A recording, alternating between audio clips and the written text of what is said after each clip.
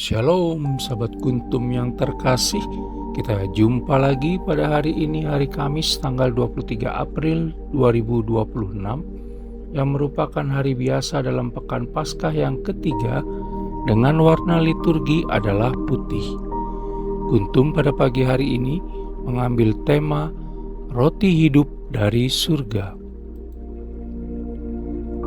Struktur bacaan kita pada pagi hari ini terdiri dari bacaan pertama yang diambil dari kitab Kisah Para Rasul 8 ayat 26 sampai dengan 40, Mazmur tanggapan diambil dari kitab Mazmur 66 ayat 8 sampai dengan 9, 16 sampai dengan 17 dan ayat 20. Bait pengantar Injil diambil dari Injil Yohanes 6 ayat 51. Dan bacaan Injil pada pagi hari ini diambil dari Injil Yohanes 6 ayat 44 sampai dengan 51. Bacaan Injil pada hari ini dapat dibaca pula pada kitab Yesaya 54 ayat 13 untuk ayat 45. Struktur bacaan pada hari ini sama dengan struktur bacaan pada hari Kamis tanggal 8 Mei 2025, tanggal 18 April 2024, tanggal 27 April 2023, tanggal 5 Mei 2022, tanggal 22 April 2021, tanggal 30 April 2020, dan tanggal 9 Mei 2019. Baik sahabat kuntum yang terkasih, saya akan bacakan bacaan Injil kita pada pagi hari ini yang diambil dari Injil Yohanes 6 ayat 44 sampai dengan 51. Semoga Tuhan beserta kita sekarang dan selama-lamanya. Inilah Injil Yesus Kristus menurut Santo Yohanes. Dimuliakanlah Tuhan. Tidak ada seorang pun yang dapat datang kepadaku jikalau ia tidak ditarik oleh Bapa yang mengutus aku, dan ia akan kubangkitkan pada akhir zaman.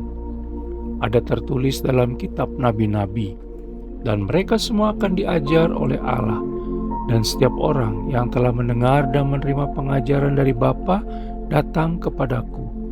Hal itu tidak berarti bahwa ada orang yang telah melihat Bapa, hanya Dia yang datang dari Allah, Dialah yang telah melihat Bapa.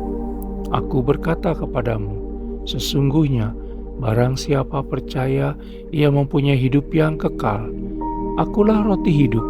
Nenek moyangmu telah makan mana di padang gurun, dan mereka telah mati. Inilah roti yang turun dari sorga.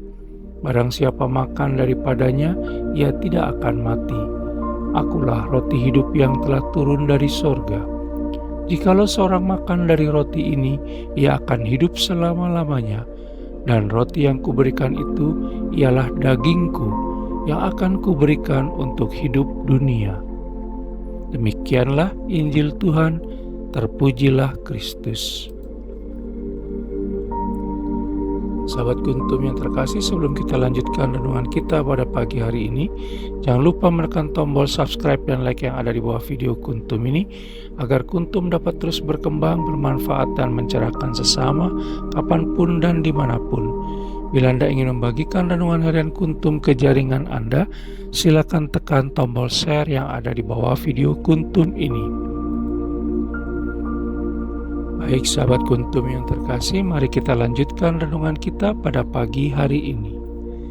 Bacaan Injil pada hari ini yang diambil dari Injil Yohanes 6 ayat 44 sampai dengan 51 hanya ada pada Injil Yohanes, merupakan bagian dari Injil Yohanes 6 ayat 25 sampai dengan 59 tentang roti hidup, dan masih merupakan kelanjutan dari bacaan Injil kemarin pada hari Senin tanggal 20 April 2026 yang mengambil bacaan dari Injil Yohanes 6 ayat 22 sampai dengan 29, Selasa tanggal 21 April 2026 yang mengambil bacaan dari Injil Yohanes 6 ayat 30 sampai dengan 35, dan Rabu tanggal 22 April 2026 yang mengambil bacaan dari Injil Yohanes 6 ayat 35 sampai dengan 40. Semua pasti sepakat bahwa dunia saat ini sudah penuh dengan dosa, penindasan, dan keterasingan,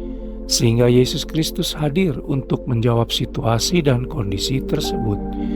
Sebagai roti hidup dari surga, sebagaimana kita bisa baca dalam Injil Yohanes 6 ayat 48, 50a dan ayat 51a, maka kerelaan Yesus Kristus berkurban telah mematahkan kuasa maut. Yesus Kristus telah menyatakan dirinya sebagai roti hidup yang memberikan, menumbuhkan, dan memelihara kehidupan kekal dalam diri kita yang percaya kepadanya. Kita bisa baca dalam Injil Yohanes 6 ayat 47 dan ayat 51. Roti hidup yang diturunkan Allah Bapa dari surga bukanlah seperti mana di padang gurun, sebagaimana kita bisa baca dalam Injil Yohanes 6 ayat 49 sampai dengan 50, yang meskipun bermanfaat, mana hanya memelihara hidup jasmani yang sifatnya fana. Sahabat Kuntum yang terkasih, di sisi lain, sebagai anak, Yesus Kristus telah melihat Bapa. Kita bisa baca dalam Injil Yohanes 6 ayat 46 dan Injil Yohanes 14 ayat 9. Dan sebagai firman, pada mulanya Yesus Kristus bersama Allah. Kita bisa baca pada Injil Yohanes 1 ayat 1 sampai dengan 2. Yesus Kristus menjadi manusia untuk menyatakan pribadi Allah Bapa sendiri dan telah membuktikan bahwa dirinya adalah sahabat dan penolong terbaik bagi kita. Oleh karena itu, maka semua yang kita terima dan alami dalam masa lalu, saat ini, dan masa yang akan datang, bersama dengan Yesus Kristus sungguh semata-mata karena kasih karunia-Nya yang patut kita syukuri selalu setiap saat.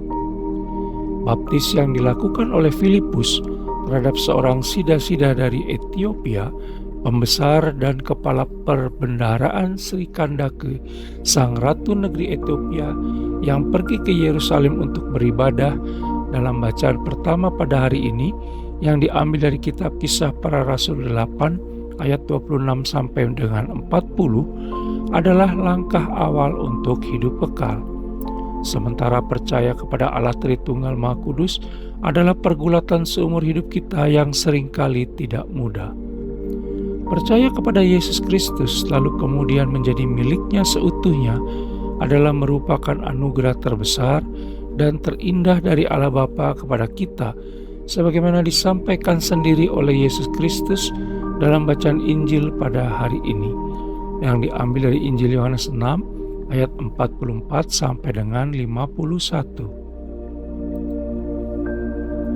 Sahabat Kuntum yang terkasih, Allah Tritunggal Maha Kuduslah yang memilih kita, bukan kita yang memilih Dia.